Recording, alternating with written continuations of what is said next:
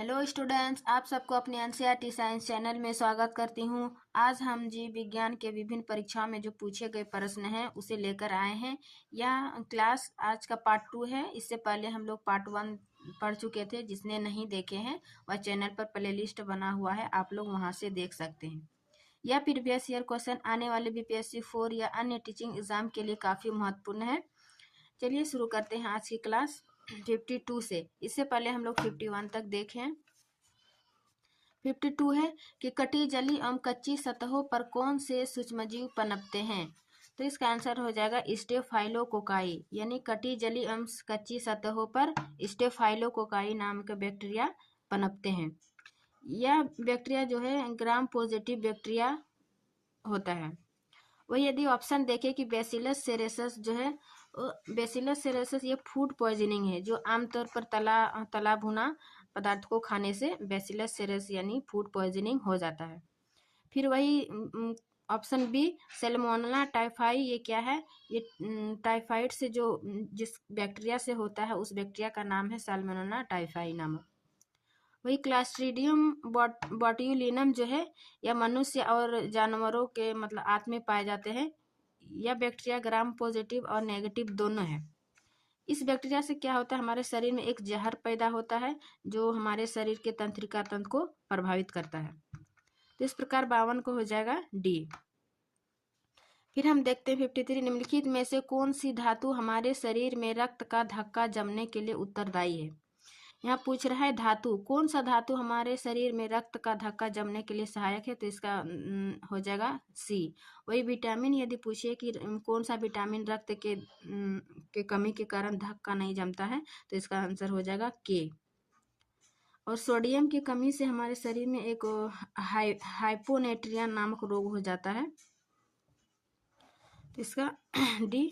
फिर है question number 54, कोशिका झिल्ली में सर्वाधिक लिपिड है। कोशिका झिल्ली में सर्वाधिक लिपिड क्या है? तो इसका आंसर हो जाएगा ए फास्फोलिपिड। कोशिका झिल्ली में सर्वाधिक लिपिड फास्फोलिपिड है। वही ग्लाइकोलिपिड जो है वो कोशिका संरचना में अहम भूमिका निभाता है। इस प्रकार इसका आंसर हो जाएगा ए।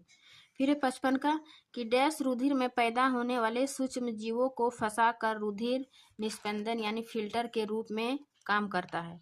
कौन सूक्ष्म रुधिर में जो सूक्ष्म जीव होता है उसको फंसाकर फिल्टर के रूप में कार्य करता है। तो इसका आंसर हो जाएगा पीलिया, यानी जिसको तिल्ली भी कहते हैं। ये क्या करते हैं, रक्त में जो सूक्ष्म जीव होता है उसको छानने का कार्य करता है ये पीलिया। वही यकृत जो है, यकृत जो सबसे हमारे शरीर की सबसे बड़ी ग्रंथि होती है जिससे पित्तरस निकलता है और पित्ताशय में स्टोर होता है। लसिका ग्रंथि जो है या इसका उद्देश्य जो प्रतिजन को मतलब ट्रैप करना। वही थाइमस जो है, थाइमस ग्रंथि जो जिससे कि प्रतिरक्षा कार्य में महत्वपूर्ण भूमिका निभाता है ये थाइमस ग्रंथि। फिर देखते हैं 56, स्तंभ 1 और स्तंभ 2 को मिलान कीजिए और कूटों में से सही विकल्प चुनिए। स्तंभ ए में क्या दिया हुआ है, स्तंभ 2 जैसे माइटोकॉन्ड्रिया, राइबोसोम और लाइसोसोम, इसमें झिल्ली दिया हुआ है। सभी कोशिकांग का मतलब एक झिल्ली, दोहरी झिल्ली और झिल्ली विहीन होता है।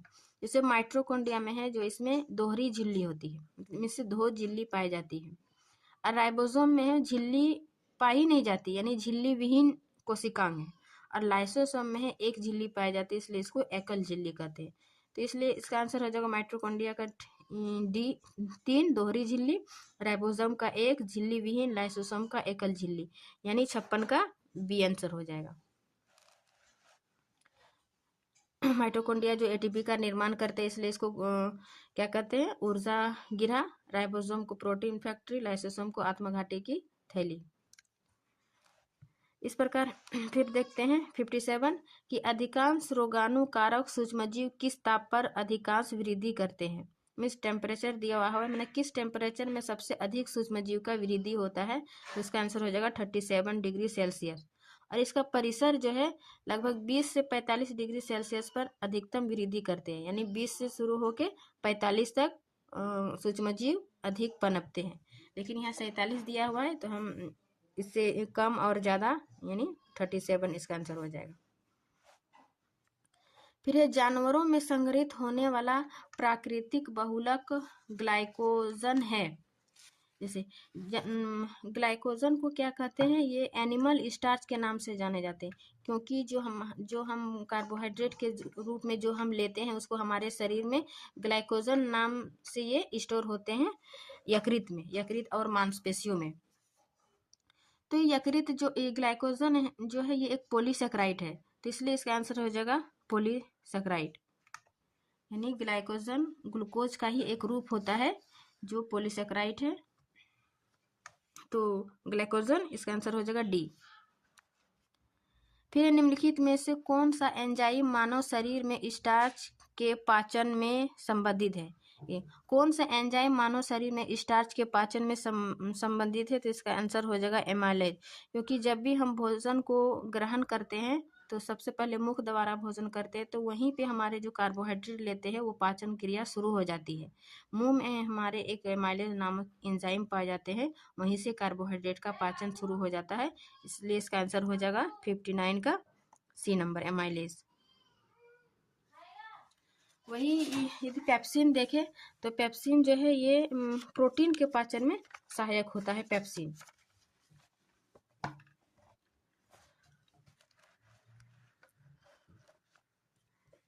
और लाइपेज जो है ये लाइपेज वसा के मतलब वसा को वसीकरण करता है, यानी छोटे छोटे पार्टों में तोड़ता है। और इंसुलिन जो हमारे ग्लूकोज में रक्त की लेवल को संतुलित करता है, ये इंसुलिन हार्मोन।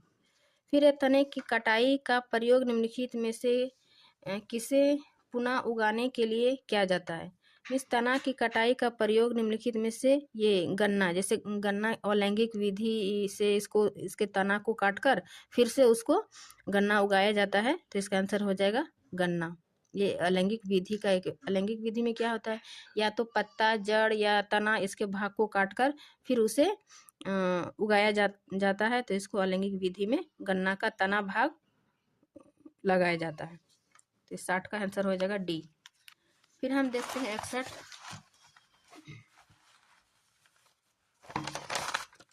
की सूची 1 और सूची 2 से सुमेलित कीजिए तथा नीचे दिए गए कूट से सही उत्तर चुनिए। सूची 1 और सूची 2, यह पर रहित कीड़ा, पर रहित कीड़ा किसको बोलते हैं, या फिर उड़ान रहित पक्षी, या फिर अंग रहित रेंगने वाला, या फिर अंग रहित पशु। तो इसका पर रहित कीड़ा जो है इसका हो जाएगा सिल्वर फिश, जो कि समुद्र वगैरह में पाई जाती है। असल में मतलब फिश नहीं होता है, ये क्या है, एक पर रहित कीड़ा है सिल्वर फिश। फिर वही उड़ान रहित पक्षी हो जाएगा कीवी, जो कि ये उड़ नहीं सकता, उड़ान रहित है, कीवी हो जाएगा। फिर पेंगुइन हो जाएगा, तो इसका उड़ान रहित पक्षी में कीवी आ जाएगा। फिर अंग रहित रेंगने वाला जैसे सांप, तो इसके क्या है, अंग रहित मतलब अपने अंगों से सहित रेंगता है सांप। फिर है अंग रहित पशु, इसका आंसर हो जाएगा 3 मछली, अंग रहित पशु। तो 2 2 1 4 3 इसका 61 का हो जाएगा बी। पर रहित कीड़ा सिल्वर फिश, उड़ान रहित पक्षी कीवी, अंग रहित रेंगने वाला सांप और अंग रहित पशु हो जाएगा मछली। फिर है 62 नंबर, सूची 1 और सूची 1 में क्या दिया हुआ है, भारतीय वन्य जीव नस्ल, और सूची 2 में उसका वैज्ञानिक नाम दिया हुआ है, उसे सुमेलित कीजिए। जैसे great Indian western, great Indian western जो है इसका आंसर हो जाएगा आर्डियोसिस निग्रिसेप्स, इसका वैज्ञानिक नाम। फिर है Indian rock Python, Indian rock Python को पाइथन मोलुरस कहते हैं। फिर है तीसरा एशियाटिक हाथी, एशियाटिक हाथी को कहते हैं इलिफॉस इंडिकस, और वही स्लोथ बियर को कहते हैं मेलुरस उर्सियन। तो इस प्रकार इसका आंसर हो जाएगा बी 2 1 4 3। फिर है 63 कि जीवों के द्विनाम पद्धति के 2 घटक कौन से हैं। नहीं, जीवों की द्विनाम पद्धति को कैरोलस लिनियस ने दिया था। इसमें प्रत्येक के 2 नाम होता है, एक है वंश नाम और दूसरा जाति नाम। तो जीवों के द्विनाम पद्धति के 2 घटक है वंश नाम और जाति नाम। इसका आंसर हो जाएगा 63 का बी। फिर निम्नलिखित में से स्वच्छ जल की मछलियाँ कौन सी है, मीन्स कौन सी मछलियाँ जो है वो स्वच्छ जल में पाई जाती है। तो इसका आंसर हो जाएगा रोहू और कतला जो है स्वच्छ जल में पाई जाती है। बाकी ये जो कुत्ता मछली है समुद्र जल यानी लवणी जल में पाया जाता है। फिर है 65 का कि भारत का राष्ट्रीय पुष्प क्या है। इसे भारत का राष्ट्र पुष्प क्या है, कमल राष्ट्र पुष्प, लेकिन इसके यहाँ पर वैज्ञानिक नाम दिया हुआ है। इसका कमल का वैज्ञानिक नाम हो जाएगा नेलम्बो न्यूसीफेरा, है ना। और फिर भारत का राष्ट्रीय वृक्ष जो है बरगद, उसका नाम हो जाएगा फाइकस बेंगालेसिस। भारत का राष्ट्र पुष्प, वृक्ष, पक्षी, ये सब का वैज्ञानिक नाम जरूर याद रखिएगा, कभी कभी एग्जाम में पूछ दिया जाता है। तो राष्ट्र फूल कमल का वैज्ञानिक नाम हो जाएगा नेलम्बो न्यूसीफेरा। वही बरगद, राष्ट्रीय वृक्ष जो बरगद है उसका नाम हो जाएगा फाइकस बेंगालिसिस।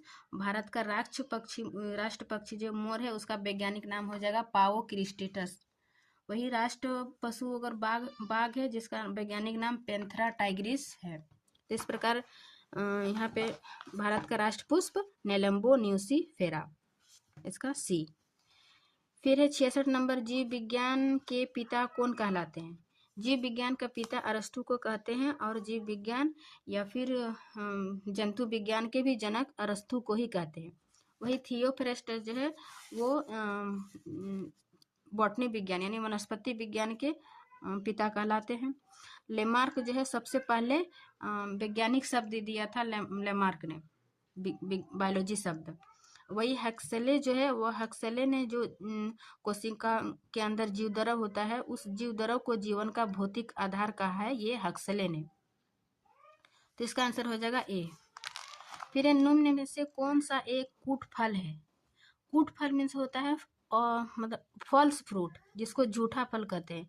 ये ऐसा फल होते हैं जो अंडाशय से विकसित नहीं होता है, वो उसके आसपास के जो भी ऊतक होते हैं उससे विकसित हो जाता है, जैसे कि थैलेमस वगैरह से। जैसे एप्पल, सेब, काजू, ये नाशपाती जो है ये औसत्य फल में आ जाएगा, क्योंकि वो अंडाशय से विकसित नहीं होता है, ये थैलेमस का पार्ट होता है। तो इनमें से कौन सा मतलब कूट फल फॉल्स फ्रूट नहीं है, तो इसका आंसर हो जाएगा पॉम। ये गलत दिया, ट्रूप एक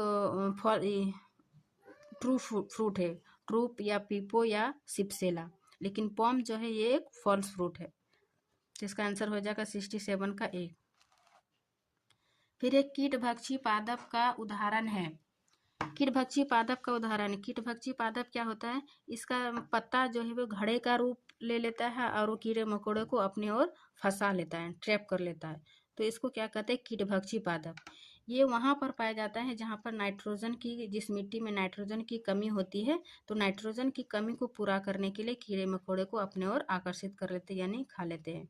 तो इसका आंसर हो जाएगा नेफेंथिस। इसका एक और उदाहरण देख सकते हैं, घटपर्णी और वीनस फ्लाई। घटपर्णी, वीनस फ्लाई और नेफेंथिस, 3 कीटभक्षी पादप याद रखिएगा। फिर है तीसरा 69 का कि पशुओं की रेड सिंधी नस्ल निम्न में से किस घरेलू पशु से संबंधित है। रेड सिंधी जो है वो गाय की नस्ल है, जो ये सामान्यतः पाकिस्तान के कराची में पाया जाता है और हमारे भारत में हैदराबाद में पाई जाती है ये रेड सिंधी गाय। इसका आंसर हो जाएगा 69 का बी। फिर हम आगे देखते हैं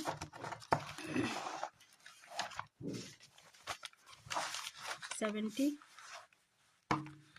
कि किस रंग द्रव की उपस्थिति के कारण पौधे का रंग हरा होता है। पौधे का रंग यानी किस पिगमेंट के कारण पौधे का रंग हरा होता है, तो इसका आंसर हो जाएगा क्लोरोफिल। कि क्लोरोफिल, पत्तियों में जो क्लोरोफिल पाए जाते हैं उसमें हरा रंग पौधे में क्लोरोफिल के कारण होता है। क्लोरोफिल 4 टाइप का होता है, chlorophyll A, chlorophyll B, carotene and xanthophyll. A और बी जो है वो क्लोरोफिल को हरा देता है। तो इस प्रकार इसका आंसर हो जाएगा सी।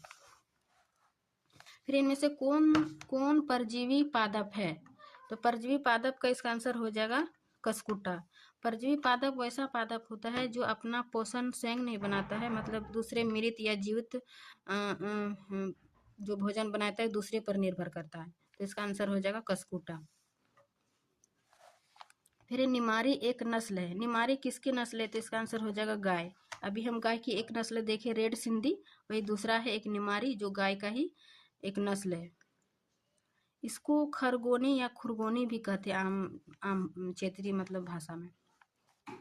फिर है 73 का, निम्नलिखित में से कौन मीन वर्ग से संबंधित है। मीन वर्ग में जिसको बोलते हैं मत्स्य वर्ग, मत्स्य वर्ग में कौन सा मछली है? तो इसका आंसर हो जाएगा शार्क। शार्क जो है एक मछली है, तो ये मीन वर्ग से संबंधित हो जाएगा। वही यदि तारा मछली, सिल्वर मछली और वेल जो देखिए, तारा मछली और सिल्वर मछली ये समुद्र में पाई जाती है, जो कि एक मछली नहीं है, बस इसका नाम है सिल्वर मछली, तारा मछली। और वेल जो है, वेल सबसे बड़ा स्तनधारी जीव है, तो इसका आंसर हो जाएगा शार्क, जो मीन वर्ग से संबंधित है। फिर डैश के सदस्य को सामान्यतः हरी शैवाल कहते हैं, यानी ग्रीन एल्गी किसको बोलते हैं? तो जो क्लोरोफाइट्स यानी जिसमें क्लोरोफिल पाया जाएगा वो ग्रीन एल्गी होता है। एल्गी को जो है वो कई भागों में बांटते हैं, जैसे फियोफाइसिनी, रोडोफाइसिनी। तो फियोफाइसिनी में जो है भूरा एल्गी आएगा, और रोडोफाइसी में मतलब लाल एल्गी आएगा, जो समुद्र के नीचे तलहटी में पाया जाता है, रोडोफाइसी। फिर है ब्रायोफाइट्स, जो कि तना और पत्ती में विभक्त होता है और सुस्पष्ट नहीं होता है। एल्गी के बाद ब्रायोफाइट्स प्लांट के डेवलपमेंट में आता है, तो इसका आंसर हो जाएगा क्लोरोफाइसी। अरे एल्गी के जो स्टडी करते हैं उसको फाइकोलॉजी कहते हैं। फिर है 75 कि मरुस्थलीय पौधे के क्या गुण हैं?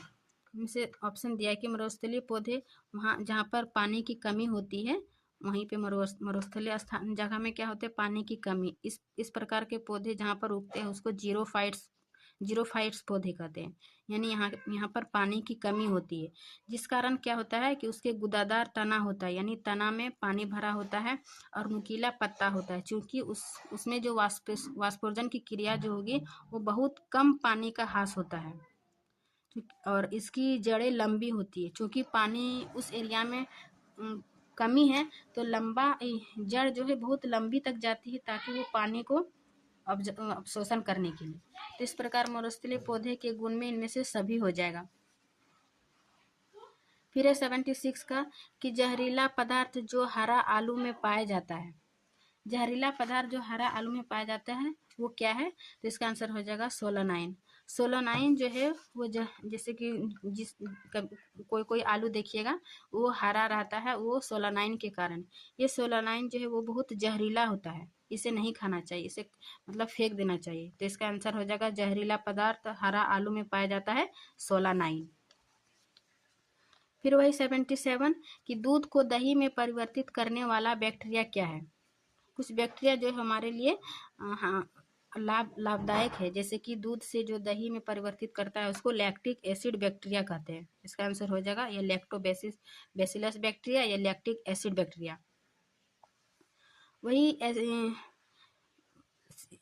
सिट्रिक एसिड यानी सिट्रिक एसिड जो है वो सिरका में पाया जाता है, जो खासकर मतलब सिरका में एसिटिक एसिड जो सिरका में पाया जाता है, और सिट्रिक एसिड जो है नींबू वगैरह इस समय खट्टे पदार्थों में सिट्रिक एसिड पाया जाता है। वही ब्यूटेरिक एसिड जो है वो मतलब वसा या वनस्पति तेलों में ब्यूटेरिक एसिड पाई जाती है। तो इसका दूध से दही में परिवर्तित करने वाले बैक्टीरिया का नाम हो जाएगा लैक्टिक एसिड बैक्टीरिया। फिर है 78 क्या है? मुर्रा नस्ल। अभी हम देखे गाय की नस्ल दो देखे, एक निमारी और एक रेड सिंधी। यहाँ पूछ रहे हैं मुर्रा नस्ल, तो ये भैंस की नस्ल है मुर्रा नस्ल। भैंस की और है मुर्रा, जैसे हो गया होड़ा, सुर्गी, ये सब क्या है? भैंस की नस्ल। गाय का देखे हमारे जैसे कि साहिवाल भी है, डागरी भी है, बदरी भी है। वही ऊँट का सिंधी ऊँट, बीकानेरी ऊँट, ये सब ऊँट का नस्ल है।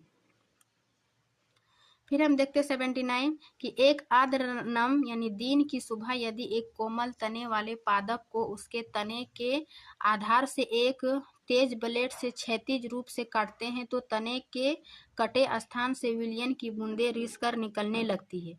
यह इस कारण होता है, पूछ रहा है कि मतलब आर्द्र दिनों में यदि एक पेड़ के तने को काटते हैं क्षैतिज रूप में, तो उसमें से विलयन जो भी उसमें रहता है, जल या विलयन, तो वो बूंद के रूप में रिसने लगते हैं। तो इसका आंसर हो जाएगा मूल दाब। मूल दाब के कारण वो रिसने लगते हैं। मूल दाब में जो है जल और आयनों के प्रवाह में जो सहायता करता है, इस कारण वो मतलब रिसने लगता है। वही रसारोहण जो है, रसारोहण से क्या होता है? ये तने और शाखा में किसी भाग को काटने पर यह कोशिका से रस बाहर निकलने लगता है, इसको रस श्रावण कहते हैं। वही वाष्पोर्जन जो है वो पत्तियों से एक्स्ट्रा पानी जो है वाष्पोर्जन द्वारा वाष्प बन जाता है। बिंदु स्राव से भी वही है कि पत्ती में कभी कभी जल निकलता है, बिंदु के रूप में जल निकलता है, उसको बिंदु स्रावन कहते हैं। फिर निम्नलिखित में से किस पादप के परागण एलर्जी कारक है? एलर्जी कारक किस है? तो इसका आंसर हो जाएगा पार्थेनियम। पार्थेनियम को जो इसे गाजर घास के नाम से भी जाने जाते हैं, गाजर घास के नाम से जाने जाते हैं। पार्थेनियम पौधे के जो परागकण मनुष्य में एलर्जी का कारण बनते हैं, है ना, इसलिए इसको एलर्जी कारक कहते हैं पार्थेनियम को। फिर 81 कि निम्नलिखित में से कौन सी जाइलम का भाग नहीं है? जाइलम और फ्लोएम जो है वो सहमनी ऊतक है, जो कि जाइलम क्या करते हैं, जल का परिवहन, और वही फ्लोएम भोजन का परिवहन। तो जाइलम और फ्लोएम का 4 भाग है। जाइलम में क्या क्या आता है? वाहिनिकाए, वाहिकाए, और जाइलम पेरेन्काइमा, और जाइलम फाइबर यानी तंतु।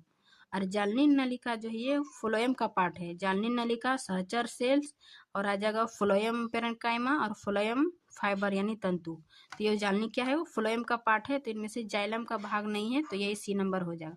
बाकी तीनों जाइलम का पार्ट है। फिर रेशम किससे प्राप्त होता है? सबसे पहले रेशम कीट का जो जिसमें स्टडी करते हैं उसको सेरिकल्चर कहते हैं। रेशम कीट का जीवन चक्र जो 4 चरण में होता है। सबसे पहले रेशम कीट अंडा देता है, उसके बाद अंडा किस रूप में परिवर्तित होता है, कैटरपिलर, जिसको लार्वा कहते हैं, लार्वा को ही कैटरपिलर कहते हैं। फिर कैटरपिलर से कोकून, कोकून से प्यूपा, और फिर वयस्क में परिवर्तित हो जाता है। तो रेशम किससे प्राप्त हो जाएगा? तो ये रेशम के कीड़े के प्यूपा से, जो कि लार्वा के बाद का स्टेज है प्यूपा। तो इसका आंसर हो जाएगा बी। फिर है एड्स का पूर्ण रूप क्या है? एड्स क्या है? ये सेक्सुअल ट्रांसमिशन डिजीज है। इसका आंसर फुल फॉर्म हो जाएगा एक्वायर्ड इम्यून डिफिशियंसी सिंड्रोम, या जो है HIV वायरस से फैलता है, जिसका ह्यूमन इम्यून वायरस। इसका 83 का हो जाएगा सी। फिर 84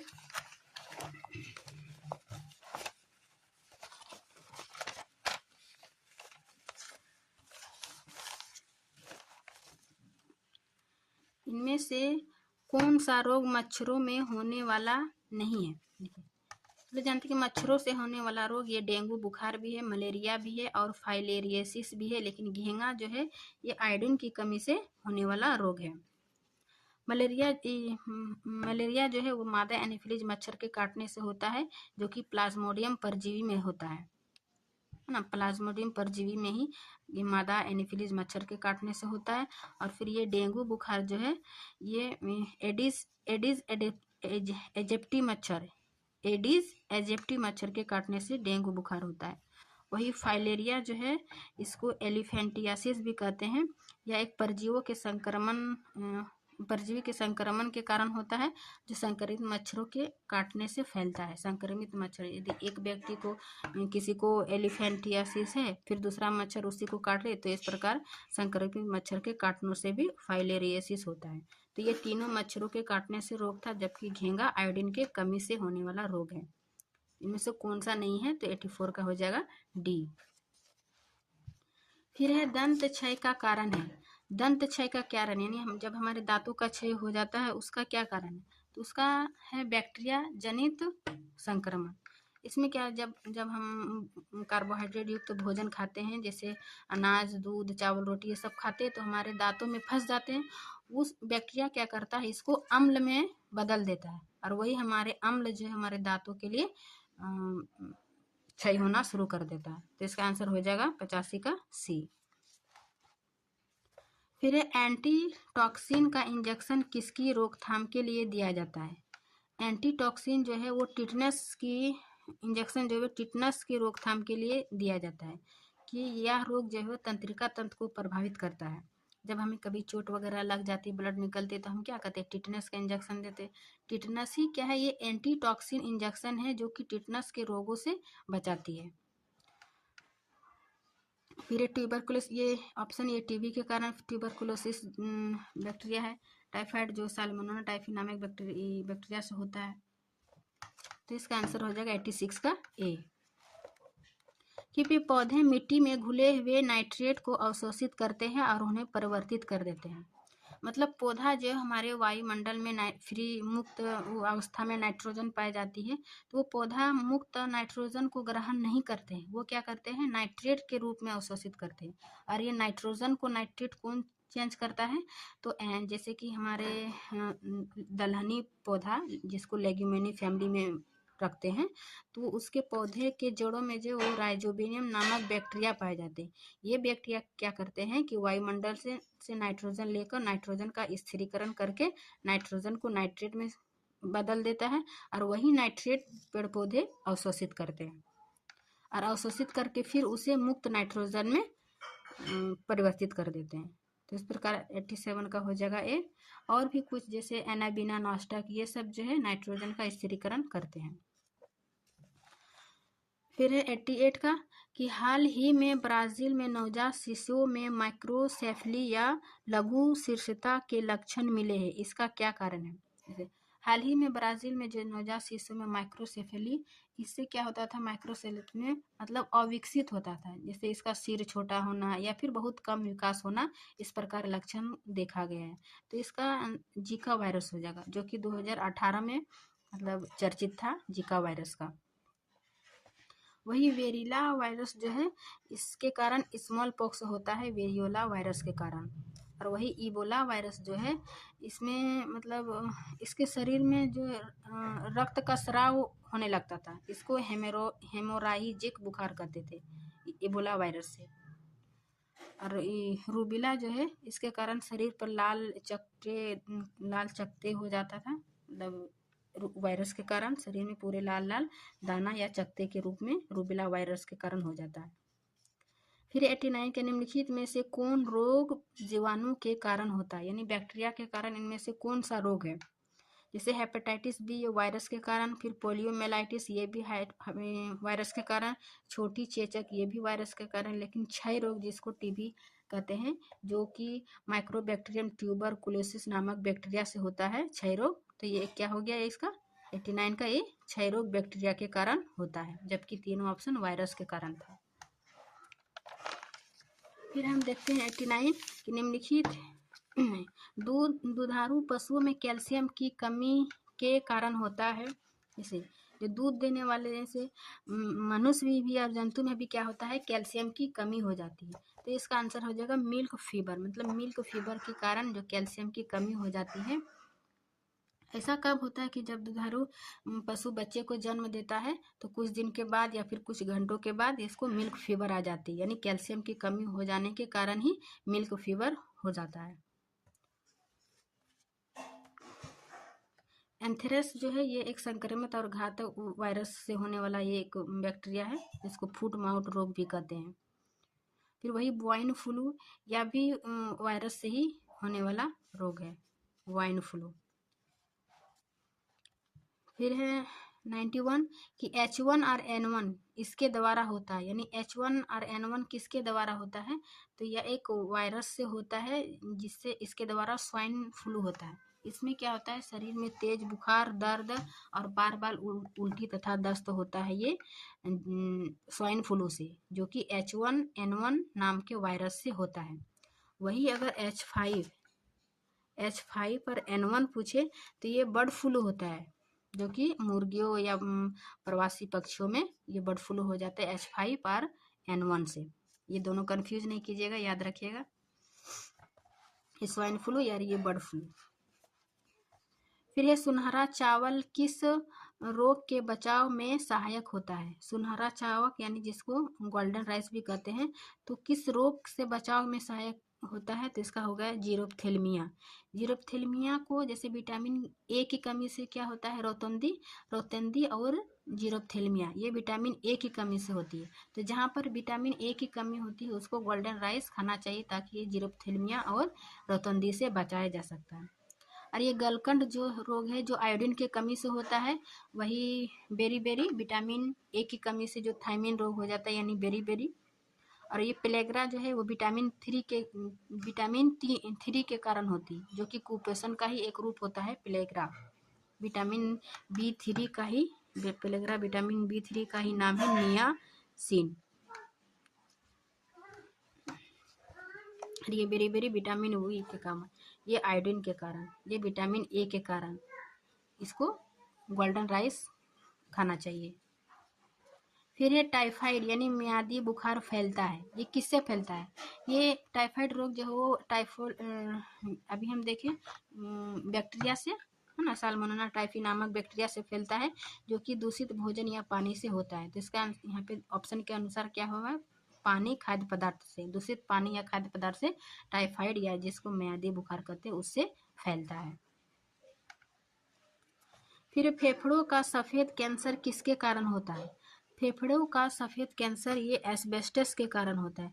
एस्बेस्टस कहाँ पर यूज होता है? जहाँ पर उसमें उद्योग, जहाँ पे मतलब आग उग का काम होता है ना, जहाँ पे अत्यधिक गर्मी होता है, उसमें एस्बेस्टस का वस्त्र पहना जाता है ताकि जो है वो उस गर्मी से बचाया जा सके। और इस एस्बेस्टस में कई प्रकार के खनिज मिलाए जाते हैं जो कि फेफड़ों के कैंसर के लिए जिम्मेवार होते हैं। तो इसका आंसर 94 का हो जाएगा ए। फिर है क्वेश्चन नंबर 95, निम्नलिखित में से किस विटामिन की कमी से रिकेट्स नामक रोग होता है? तो रिकेट्स नामक रोग विटामिन डी की कमी से होता है। विटामिन ए की कमी से रतौंधी, विटामिन बी की कमी से थायमिन, विटामिन सी की कमी से स्कर्वी और डी की कमी से स्कर्वी रिकेट्स रोग होता है। फिर है 96, एड्स निम्न कारणों में से किसके द्वारा होता है? एड्स जो है वो यौन संचरित रोग है जो कि HIV वायरस से फैलता है। HIV ह्यूमन इम्यूनो वायरस इस एड्स के वायरस का नाम है। तो इसका आंसर हो जाएगा 96 का सी। फिर है 97 का, निम्नलिखित में से किस बीमारी का संबंध निक्षय पोषण योजना से है? निक्षय पोषण योजना का संबंध जो है टीबी से है। इस योजना के तहत जो है प्रत्येक माह 500 रुपया टीबी के मरीजों को दिया जाता है। और इस योजना के तहत भारत में 2025 तक टीबी मुक्त रखने का लक्ष्य रखा गया है और वही विश्व में टीबी मुक्त 2030 तक रखा गया है। तो इस प्रकार निक्षय पोषण योजना किससे संबंधित है? तो यह टीबी यानी ट्यूबरकुलोसिस हो जाएगा इसका आंसर। फिर है एफ्ला विष का उत्पादन होता है। एफ्ला विष जो है वे खाद्य विषाक्तता उत्पन्न करता है, यानी खाद्य पदार्थों में किसी कारण तला भुना या फिर दूषित भोजन खाने से एफ्ला विष ये फंगस द्वारा उत्पन्न किया जा सकता है, क्योंकि फंगस में जो क्लोरोफिल नहीं पाया जाता है, इस कारण ये क्या होता है? परपोसी सेप्रोफाइटिक होता है। तो ये सड़े गड़े पदार्थ यानी विषाक्त पदार्थों से फंगस द्वारा उत्पन्न किया जाता है। तो इस प्रकार 98 का हो जाएगा डी। फिर हम आगे देखते हैं 99।